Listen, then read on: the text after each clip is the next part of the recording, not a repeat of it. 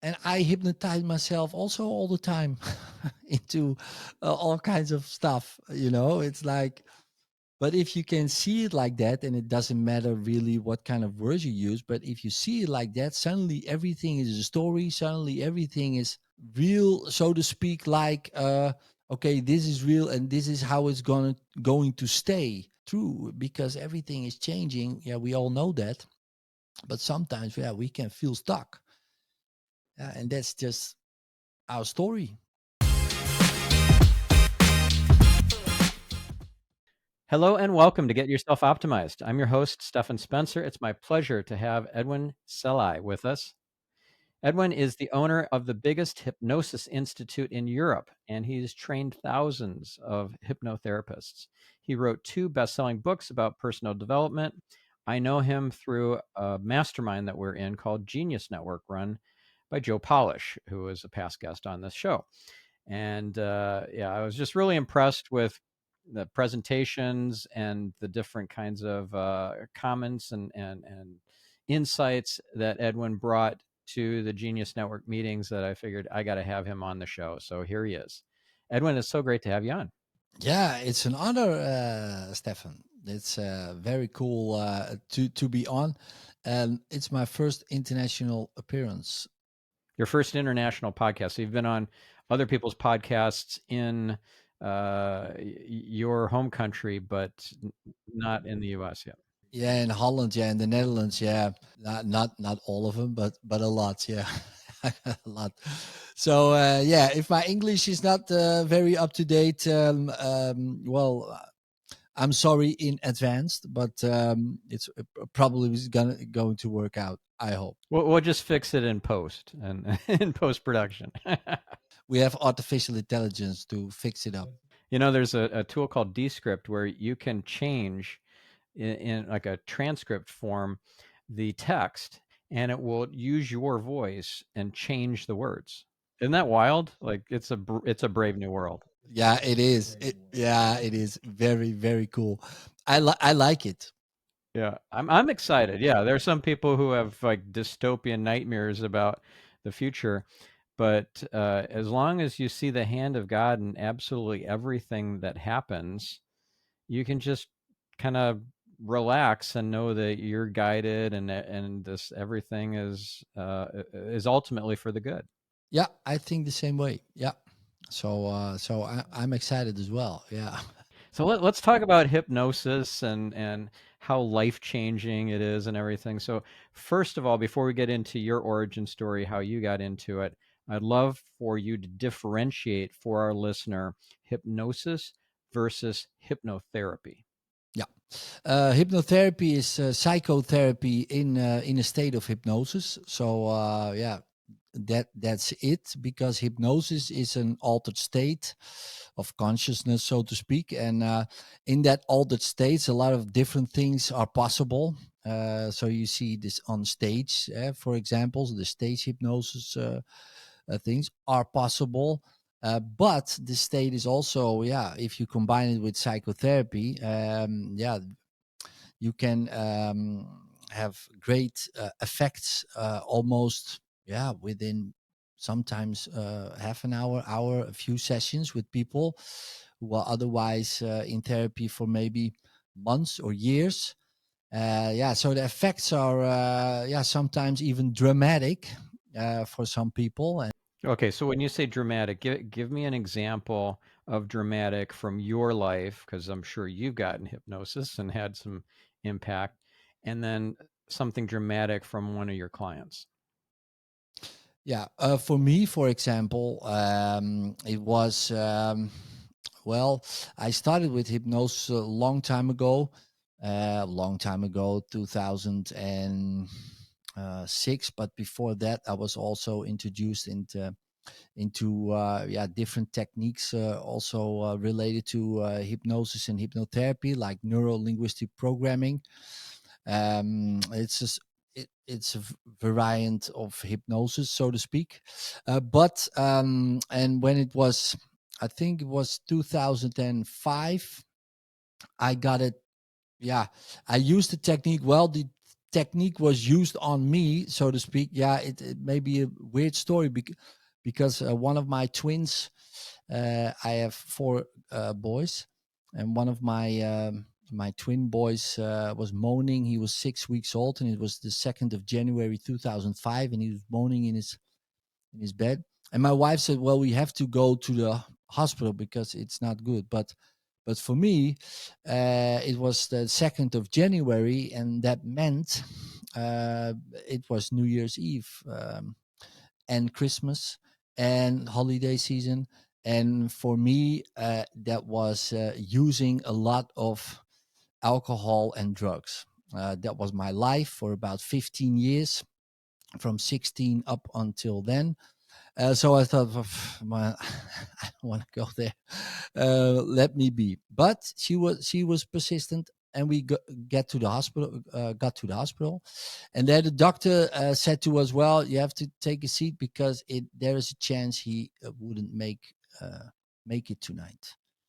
And so it went black, like didn't see anything anymore, and my first thing was, okay, numb the pain. And so I drove home, called friends. I said, bring cocaine, bring alcohol, bring whatever you got.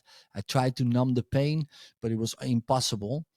And suddenly I saw pictures of his funeral, and I heard a voice, and he said, if you're going through with this, he's going to die, and it's your fault.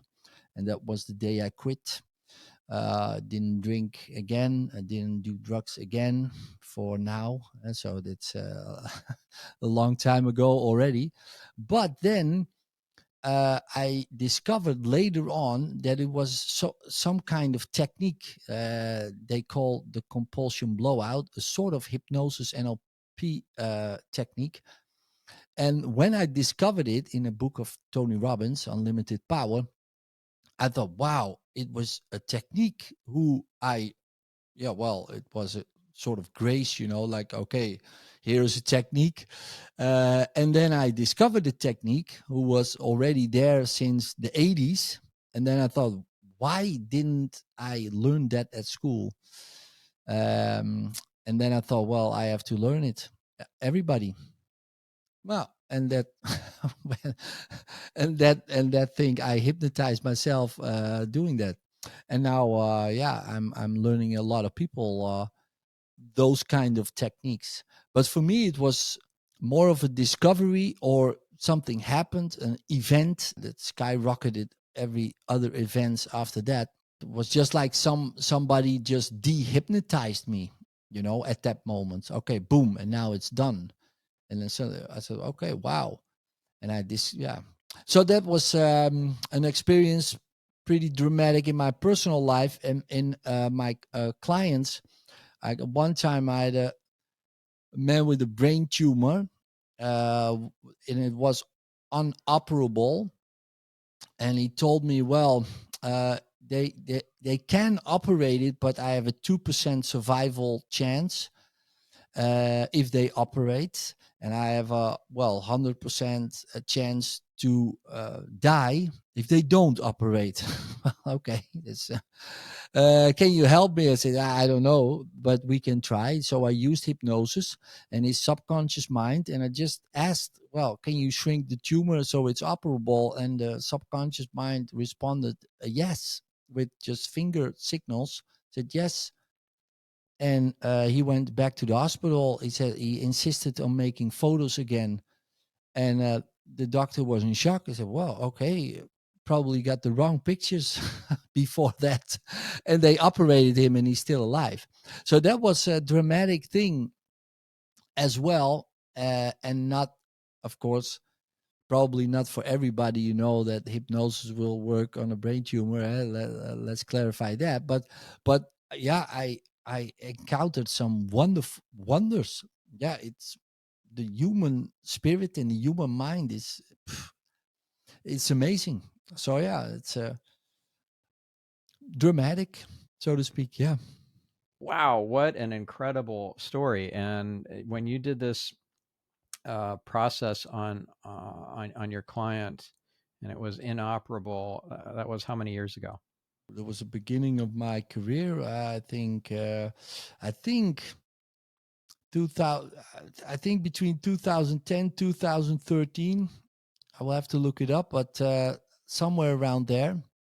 So it's about more than 10 years ago. And he's still alive now. Yeah, he's still alive and kicking. Yeah, I know that. Have you spoken to him recently?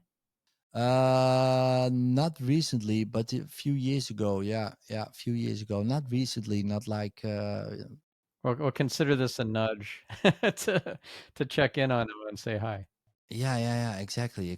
I will. Maybe. I, I I hope he's still alive. Then I don't know. But a few years ago, he was still alive and kicking. So and he's not that old, so probably he's still walking on the earth. Yeah. Hey, do you have a testimonial from him? No. Oh, well, maybe. Well, there you go. Reach out to him and check in on him and ask him for a testimonial. I will. That's a good. Yeah, I that's will. powerful. I mean, I, how I will make incredible. a. I will make a You know, note. Yeah. yeah. But I for now I'm every day on Instagram at 8 o'clock. I'm doing sessions live with people almost every morning. So yeah, that's live proof. I want to show the Dutch world in this matter that it's possible to heal. And this morning, when we record this, this morning, I had a guy, 28 years. He has low back pain and headaches from when he was 14 years old up until now. He's been to a neurologist, physiotherapist, more than 8 therapists, MRI scans, everything. Couldn't find anything. We did a session this morning, 40 minutes, and his headache was gone. And he was in a state of shock because it didn't happen for years that his headache was gone. And he looked at me. He said, "How is that possible?" Well, I said, "I just taught you a little trick how to use your brain, and with a fantasy." I said, "Okay, yeah." And the neurologist, they don't use fantasy; they use facts, and it's okay. Everybody has his own profession, and that's fine. But I use a lot of fantasy, and for the brain, reality and fantasy is the same. Because if somebody thinks about an elevator and is scared of elevators, they panic, even though there isn't any elevator nearby. They start sweating, they start having anxiety and stuff. So I said, "Where's the elevator?" "Yeah, not here." "Okay, so why panic?" Yeah, because the brain, also with the fantasy, has the same reactions. So and if you use that stuff, if you use those tricks of the brain, so to speak, you can suddenly, ease pain and stuff. And I taught him a little trick, and he was and I want to show people that stuff is possible, because and uh, we were born with 1,500 grams, 1.5 kilo of brain, with 87 billion neurons in it. But how to use it properly, I don't know. I didn't get a manual. Probably you didn't get a manual. I don't know how it is in the United States, but in Holland, nobody gets a manual for, okay, here's how to use your brain. It's like, no, okay. So that's weird, if you think about it, because a lot of, and not only hypnosis, but there's a lot of techniques you can use to ease pain, ease anxiety, ease fears, ease depression, and negative thinking and stuff. A lot of ways. Yeah. Well, two things about what you said I want to share. One is when this guy was saying, "How is this even possible?" That reminds me of the definition of a miracle. I learned this from Kabbalah, studying Kabbalah, which is Jewish mysticism. Yep. A miracle isn't defined as when the impossible becomes possible. A miracle is defined as removing the illusionary veils that don't allow us to see the light in every experience and moment. Yeah. Wow. That's and that's the thing. And you can say also with a different world of a veil, the hypnosis, and that we're all sort of hypnotized to not see the light or stuff. And when you remove that, just what you said with the veil, and yeah, suddenly things are always possible, or for a great deal more possible. And that's yeah, I always say to people, yeah, I don't have to put you into hypnosis to solve your problem. I have to get you out of the hypnosis you call your problem. Right. That's profound. That's really good. I like that. Yeah, and for me, it is true. uh, and I hypnotize myself also all the time into all kinds of stuff. It's like, but if you can see it like that, and it doesn't matter really what kind of words you use, but if you see it like that, suddenly everything is a story. Suddenly everything is real, so to speak. Like, okay, this is real, and this is how it's going to stay true, because everything is changing. Yeah, we all know that, but sometimes, yeah, we can feel stuck. And that's just our story. And if you change the story or change the hypnosis, suddenly, yeah, you're in a different kind of hypnosis. Still in hypnosis, I think, but but Yeah, we're still in the but matrix, but we're still in the we've wrestled matrix. away some of the control of the program away from external influences to more internal. Yeah, and the more you do that, yeah, the lighter you feel, and maybe that's the part of enlightenment, that you're just feeling lighter of, yeah, trauma, fears, anxiety, depression, negative thinking, negative self-image. I don't know, give it a label, but yeah, and then suddenly when you're free of the labels, yeah, okay, I think that's the fun part. But for a lot of people, that's the fear part. Oh no, I who am I? Yeah. Well, and what am I what am I capable of? What is possible if I remove all the constraints and the limiting beliefs? Wow. Like that reminds me of that Marianne Williamson quote. Our deepest fear is not that we are inadequate. Our deepest fear is that we are powerful beyond measure. It is our light, not our darkness, that most frightens us. We ask ourselves, who am I to be brilliant, gorgeous, talented, fabulous? Actually, who are you not to be? You are a child of God. Your playing small does not serve the world. Yeah, but try to do it.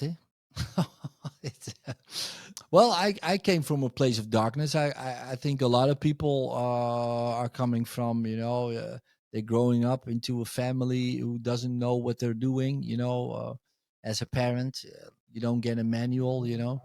Yeah. Well, I want to get more into that, but before I do, I want to share my second point that I wanted to share about your story of this guy with 28 years of back pain and how you got rid of his headache in 40 minutes.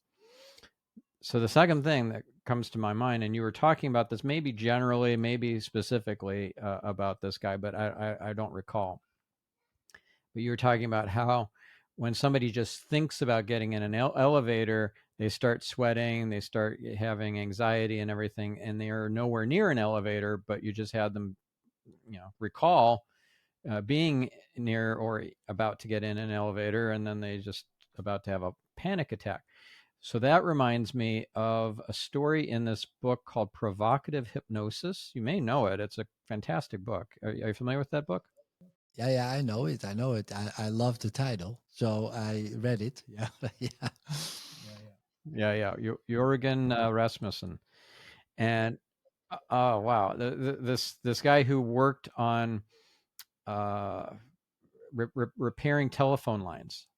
He was Oh deathly yeah, with the afraid. the fear of heights. Yes, deathly Yeah, afraid of climbing, and so he would be up 20 feet or whatever, 10 feet up the pole, and he would be having a freak out attack, like his anxiety level would be a 10 out of 10, and then he'd be at the exact same point coming back down, and his therapist is like, okay, now what's your score? And anxiety, and it's like a 1 or a 2. It's like, wait a second, you're at the exact same height that you were a few minutes ago. You were a 10 out of 10. Now you're a 1 out of 10, but you're at the same place, the same potential, quote unquote danger for you to slip and drop those last 10 feet. How does that compute? It's like, Yeah. And then suddenly something, you cannot hold the story anymore. So the story, or you try to hold on to it and find a way to, no, but it's still the same up. But on the other hand, you want to get rid of the story because you don't want the fear. So what you're gonna do? So it's a very interesting point that people are getting into then, because they're confused. And when you are in confusion, suggestions are more easily going in.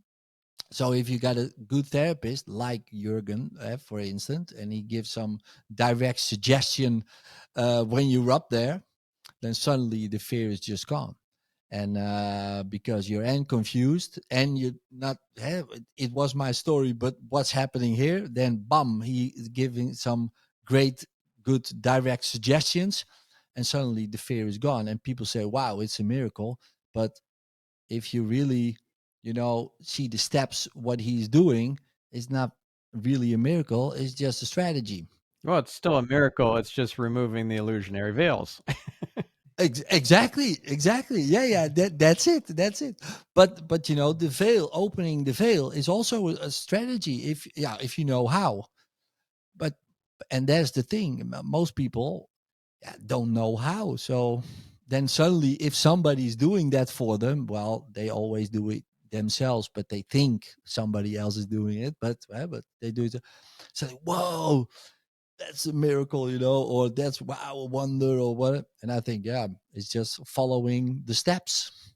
And it's very simplistic what I do. While simplistic, not easy, but simple. It's always 4 steps. Associate with the problem. We just first associate with the problem, dissociate from the problem. So we get, somebody, how do you call it, distracted from the problem. 3, associate with the resource. Doesn't matter what resource. Laughing is a great resource, of course. And 4, connect resource to problem. That's it. And that's what I do. 4 steps. And people are like, wow, but I just repeat 4 steps in my unique way. Okay, that's true. But everybody can do the 4 steps.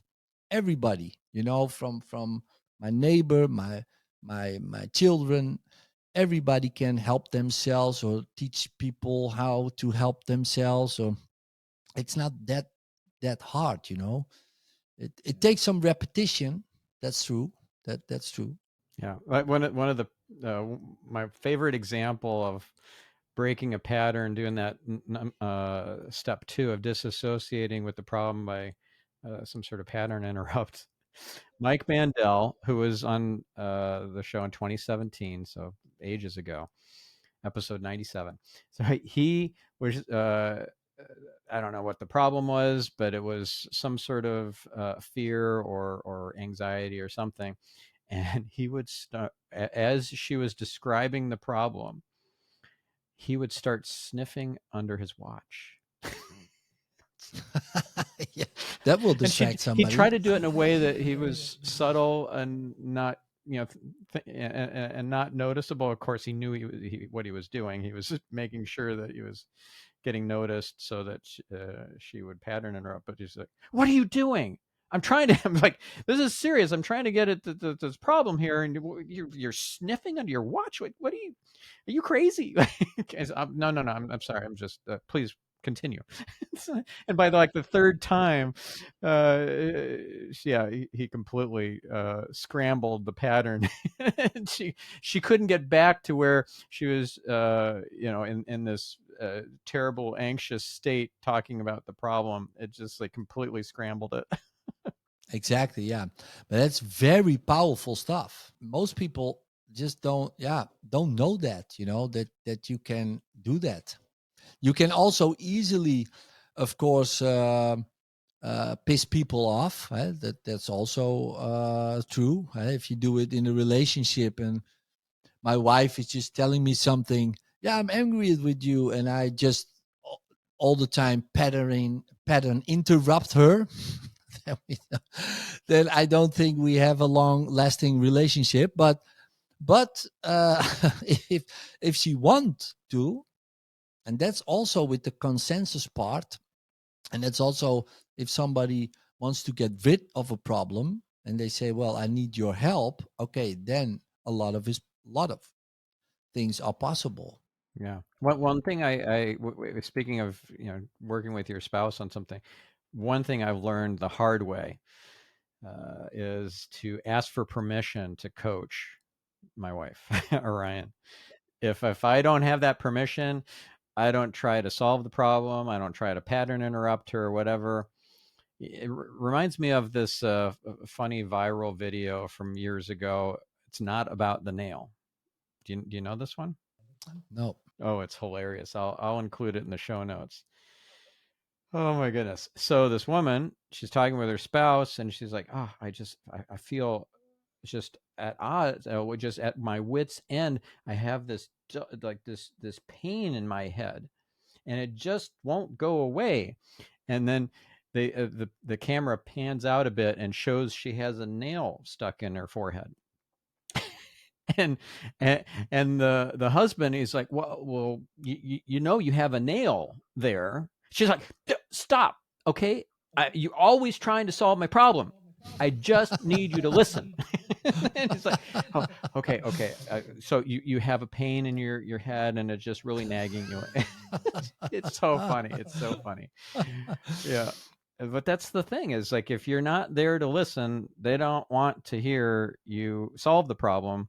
They need to be heard first. So it's unless they're in a place of being receptive to the coaching, yeah, you're in dangerous territory.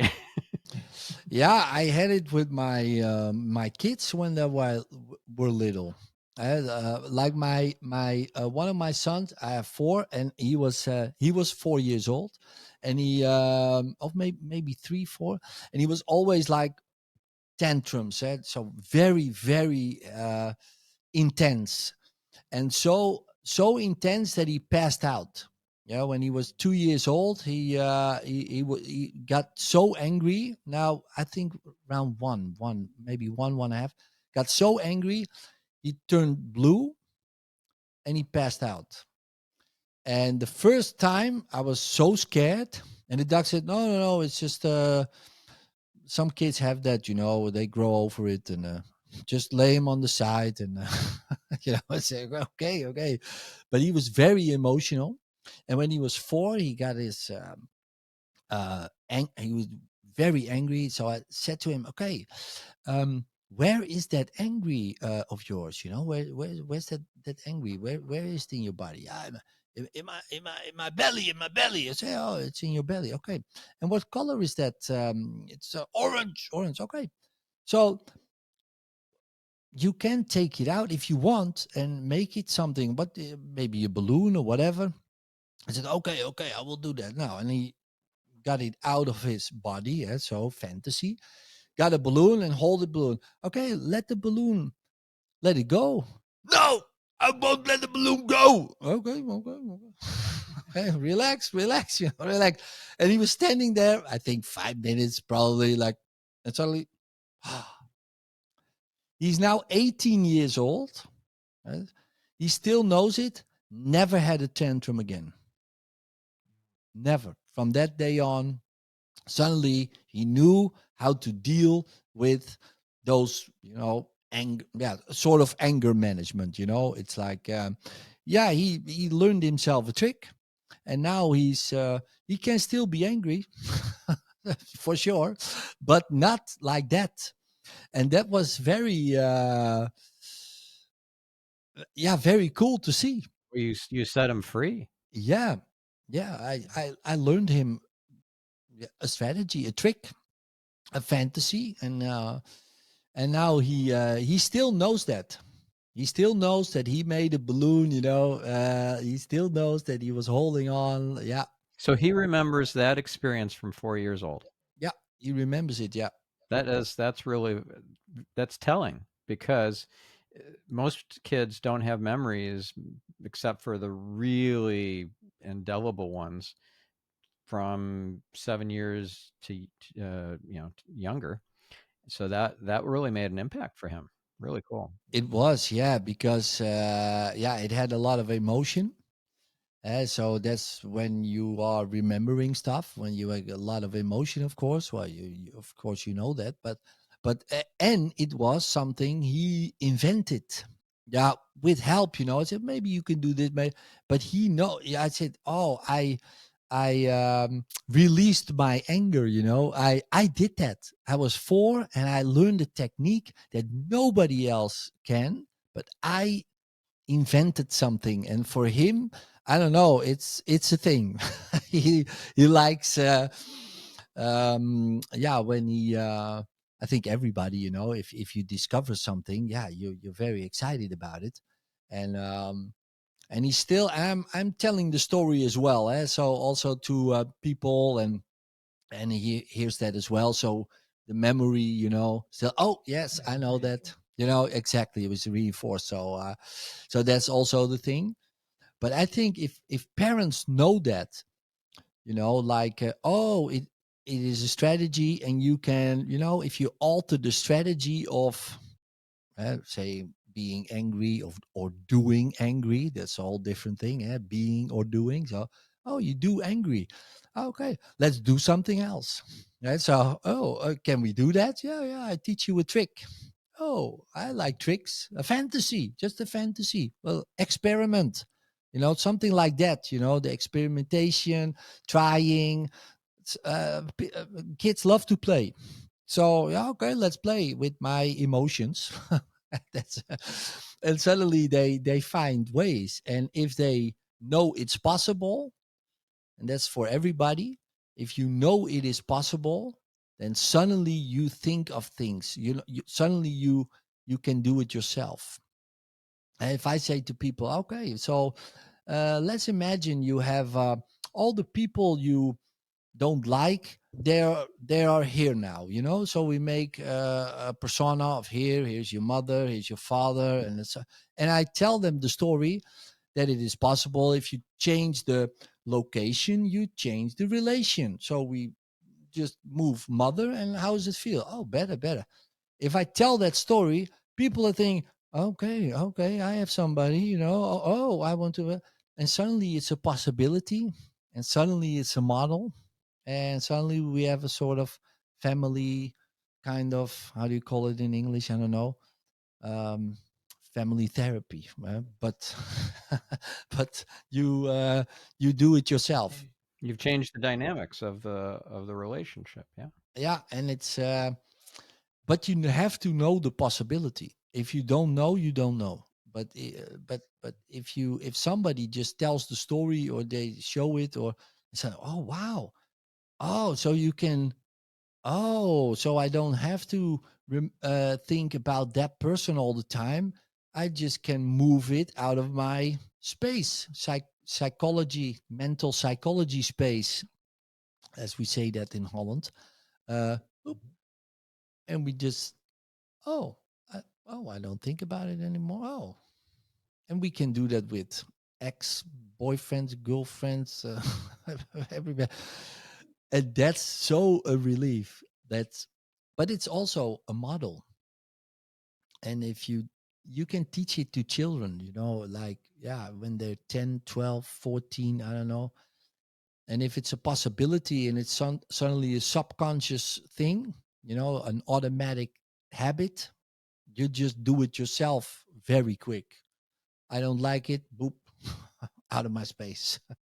Oh, I like it. Okay, in my space. Instead of years of just trying to do things that aren't working. Yeah. Very cool. So let's go back to your story of how you heard a voice, you were abusing alcohol and drugs, and then that voice and what the message was changed your relationship with the drugs and alcohol and the desire to escape pain, and changed your life. So uh, let's talk about that voice. Like, was it your own inner voice, your own subconscious? Was it, do you think it was maybe angels or God or spirit guides, or what do you think that was? Yeah, for me, it was God. It's a sort of grace. So, because I tried to quit like everybody who is using drugs, alcohol, you're trying to quit every day, maybe every hour. It's, and for me, it never worked, or I just started again. And suddenly it was boom. It was different. I had dark blonde hair at the time. My eyes were also more green, and suddenly I cut off my hair because I got long hair. Cut off my hair, it turned black. I looked in the mirror. I said, "Well, it's a different guy. It's a different life. It's over." And it was really I didn't.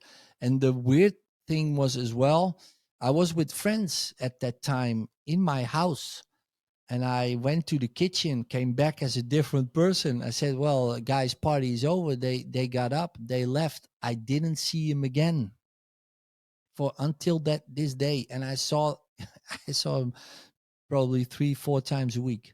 They never called me again. They never contacted me again. Bum, it was done. That life was done, and I don't know. And for me, it was logical as well. So yeah, because it was. And but the weird thing was, but it was just later that I thought about it, and I was like, wow, they didn't even contact me again. They didn't call me, text me, and they texted me, well, probably every day. Hey Ed, you want to go there, you want to go there. It was done. And I said to them, yeah, all the time, okay, it's over, I'm not going to do it again. And they, yeah, of course, I see you tomorrow, and yeah. So there was years, 15 years. It was weird. Yeah, and I call it God, but yeah, you can call it whatever you want. But yeah, for me, it's God, and it's like, okay, boom, an intervention, and suddenly things changed, and I suddenly propelled into this life. And if you told me 20 years ago, hey Edwin, you're gonna be in hypnosis, dude, what kind of psychedelics are you, man? I wouldn't believe it. No, it was impossible. Yeah, it didn't occur to me that those things existed. I was always fond of, I like spirituality, and I was, into space, and I had an, interest in those kind of things, but not like this. No.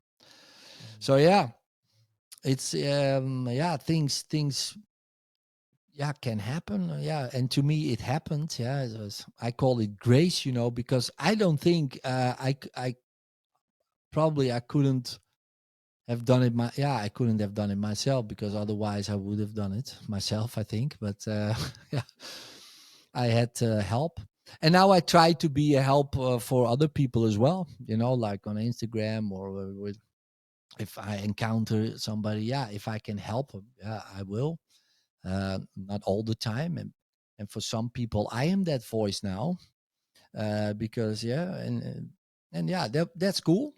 Now, do you talk to God? Do you talk to angels? Do you hear from God, from angels on a regular basis? What's the relationship like now? Yeah. When I was 8 years old, nine. It started for me because my grandfather died, and suddenly he was in my head. Uh, and I thought, "Oh, okay, well, I talked to my grandfather and stuff, and I just, yeah, for me it was just a fantasy, so I didn't make a lot of it. I didn't share it, because it was, yeah. And I went every week. I went to church. So yeah, my grandfather was in heaven, and he was with the angels, and he was there with the cloudy house, and said, "Okay, reserve a house for me," So, and I was talking like that because it was all, yeah, for me it was a fantasy. And when I was, I think, 26, I got my first Reiki initiation, and that changed a bit for me because yeah, my father-in-law, he is a Reiki master, and he initiated me, and he's a bit, yeah, he's a big guy, and he was initiating me in Reiki 1, and suddenly I was, looking through my eyelashes, and suddenly I saw him change when you're doing the symbols and stuff, and breathing into it. I suddenly saw him change to a very thin man with the Chinese hat. It's like, okay, wow, weird. And suddenly he had a sword, and he carved the symbols in my energy. I heard the sword as well, like chung chung chung chung chung, and he blow it, and I thought, whoa. And then I opened my eyes. We went home, and I saw a lot of people on the street, and I know there wasn't any people on the street, and I saw all different times, the 20s, the 30s, the 40s. I saw all kinds of people, all different times, and I said to my sister, "Well, you don't see what I see." But because I had also a past and also a present at that time with LSD and psychedelics and stuff, I wasn't afraid. I thought, well, maybe it's just a sort of a trip or whatever. And then I think a few months later, some girl came to me. She said, "Yeah, you can help me. I got a ghost in my house." A ghost in your house? I don't know how I can help you. Yeah, you can help me. So I did. She had also always had somebody at night who was choking her. So that's what she told me. And I gave her Reiki, and I get into also a fantasy, walked through her house, saw a boy in the room, brought him to the light. Well, my guide, so to speak. I called him master. Okay, well, go with him. I always said, okay, now to the light, and she never had any. She didn't encounter that feeling anymore. So I thought, okay, cool. But I don't know. Yeah, and I don't know what happened after that, because suddenly I got all clients from everywhere. I got a phone with the Ghostbuster ringtone, and if it went off, did it, that, oh, I have another client with a ghost in his house, and I went to. I got a lot of clients suddenly, and I didn't have a website or whatever. I don't know where they came from. I don't know. That is so cool. It's like you when you pop your head above the clouds, and a whole bunch of people already are, heads popped out of the clouds. They'll see you and like, Edwin's here. He's ready. Let's send him some business. Uh, let's work with him.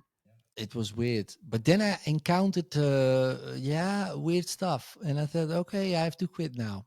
So I quit. Oh, so something creeped you out, huh? Yeah. And that's not good if you get fear and stuff. So I quit. And then 5 years later, I was doing hypnosis training. Some guy comes in, a Suriname guy, a dark guy, and I thought, wow, cool, a dark.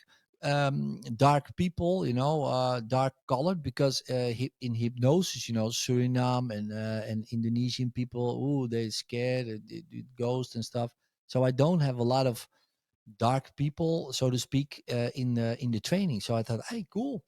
So he was in a sort of Jabala, It's like, okay, wow. I thought, wow, cool. So we talked. He said, yeah, I'm here for the hypnosis training and stuff, but I'm here also for another thing. Okay. And he was from The Hague, so it's about 50 kilometers away or whatever. He said, yeah, you've been in the unseen world and you encountered some stuff, and that's why you quit, but I'm here to help you.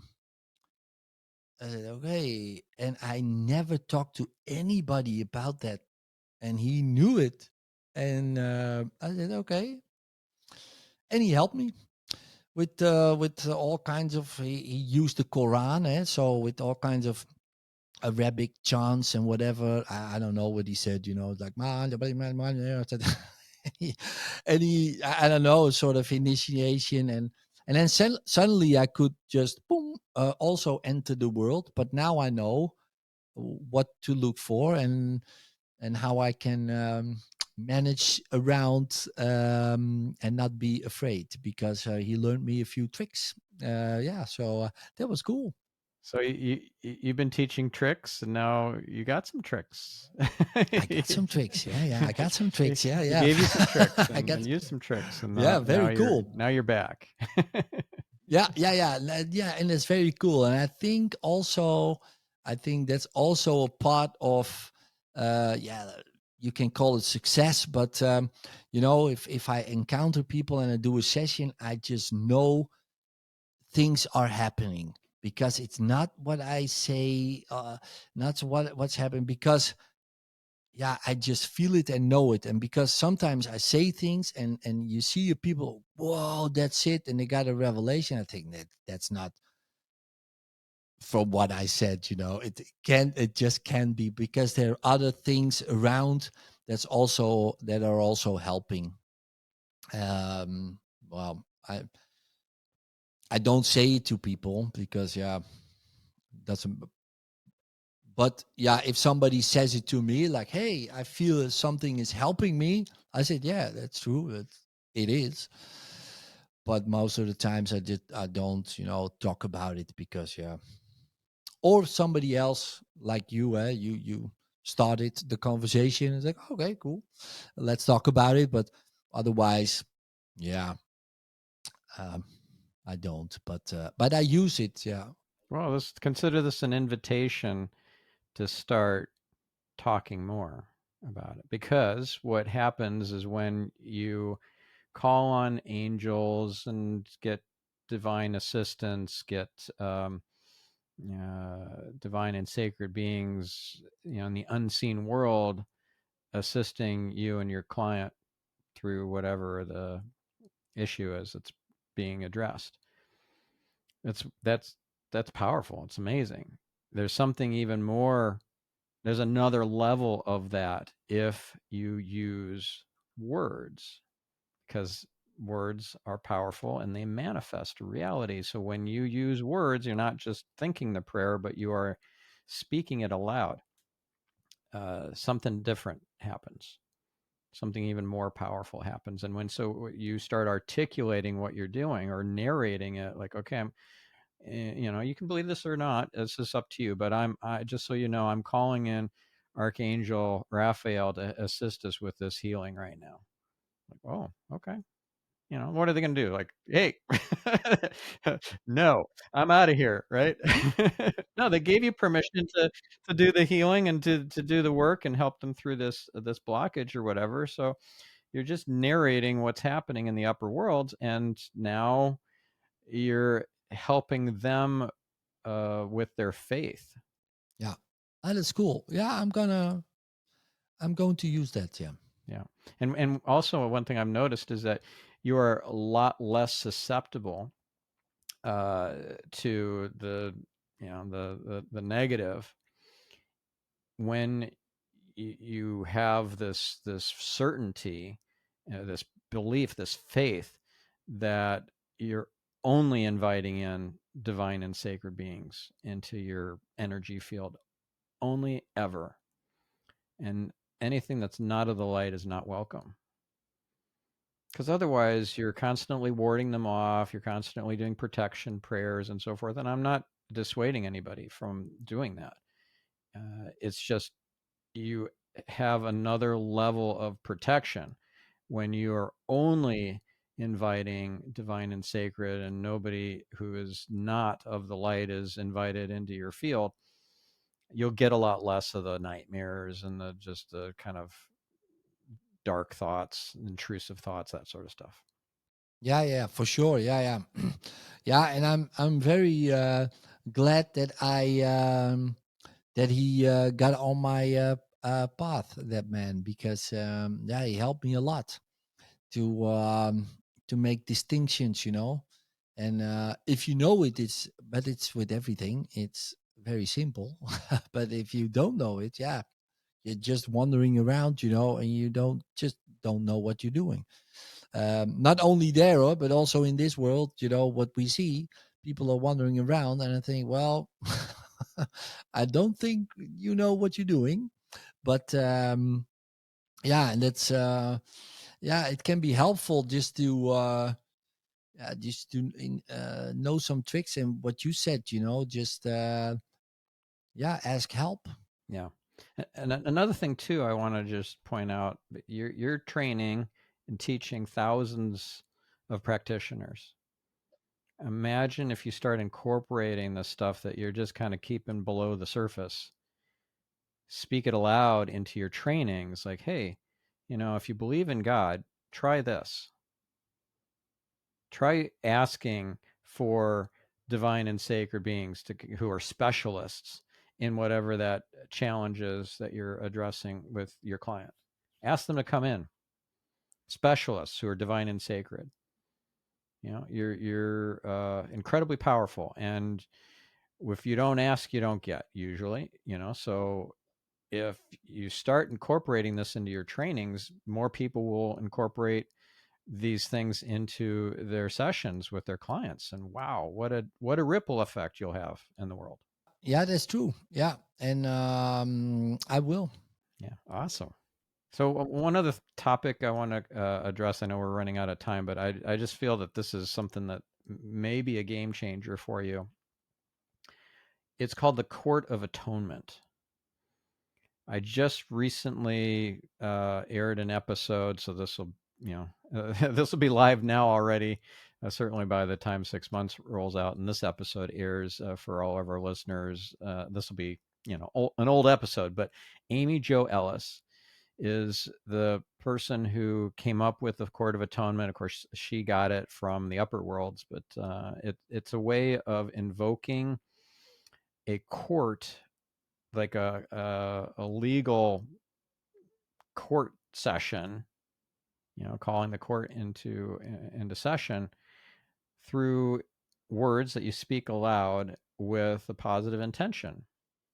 And she has these ebooks that explain how to do it, how to heal rifts in family relationships, and help with your financial situation, business, etc. There are like 5 different ebooks. And just having a statement that you say aloud that's maybe two or 3 sentences. I'll give you an example. Do you use it, Stephan? I do. I don't use it all the time, but I've used it to a number of times.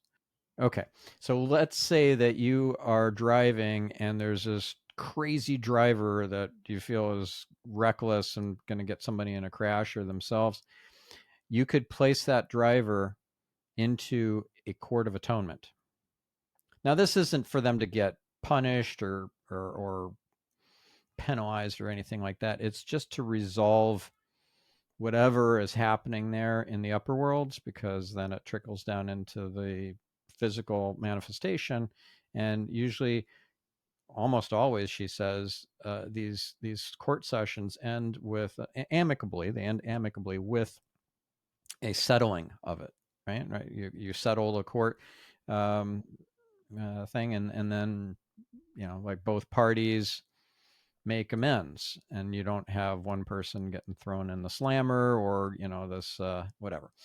So here's an example. And then you state your full name, place the driver of that whatever car it was into a full court of atonement for the purpose of soul recognition, developing and maintaining healthy boundaries, and blessed travels.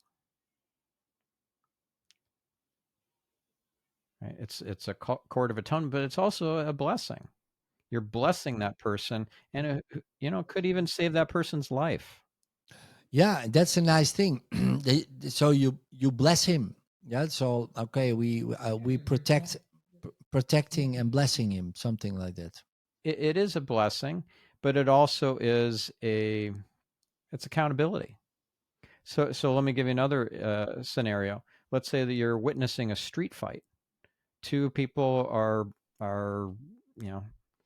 uh, beating on each other, and you call in a full court of atonement to resolve all differences, and for everybody's highest and best good, however you word it. You'll learn about that from the full court of atonement book.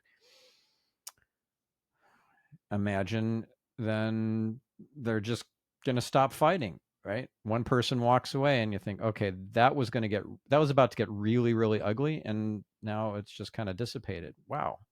Yeah, that's cool. It works. Like, this really works. So that's something that feels like a very powerful tool to add to your tool belt as you're doing all this amazing work in the world. Yeah, I think so too, man. Yeah, cool. I will have a look. Yeah. So courtofatonement.com is her website. And just her ebooks, there are 5 of them. Just pick whichever resonates for you and start there. They're $5 each. So if our listener, I know we're out of time. So if our listener, they're obviously English speaking because they're listening to this episode, and they want to work with you. They're not in Holland, but they want to work with you. Maybe they want to get trained by you. Maybe they want to just get some sort of resolution to a past trauma, or get past some sort of fear or anxiety issue. Where do they go? How do we get them in touch with you if you might be the right fit for them? For now, the most easiest thing to do is go to Instagram, live coaching now. That's the profile name, and that's my English account. And there are the links to if you like what you see and you think, hey, wow, interesting, you can also hop on for a session if and maybe you're lucky. And then we have a session, and otherwise you can always see in my profile for the links and for other resources over there. So yeah, that's the most easy thing to do, and then you also have a look and a feel what I'm doing. And of course, for those who are Dutch speaking, they've got your website and all your resources in Dutch. But for the purpose of this episode, we'll direct people to your English Instagram page. Awesome. Edwin, thank you so much for just being so open and transparent about the wild experiences that you've had, and some of the incredible results from your work that you've already achieved. It's really awesome, and really appreciate you. Yeah, thank you, Stephan. Yeah, and also for the tips and sort of a loving kick in the butt to to do some English work. So yeah, thanks for that. Yeah, you bet. All right. Because that was maybe a call from God. Maybe. Could very well be, yes. And for our listener, consider this a kick in the butt as well. So the thing that's uncomfortable, but your heart knows that you need to be doing that thing. And it could be as simple as telling a family member, I love you, and they haven't heard that from you in decades or maybe ever. Consider this the kick in the butt. We'll catch you in the next episode. I'm your host, Stephan Spencer, signing off.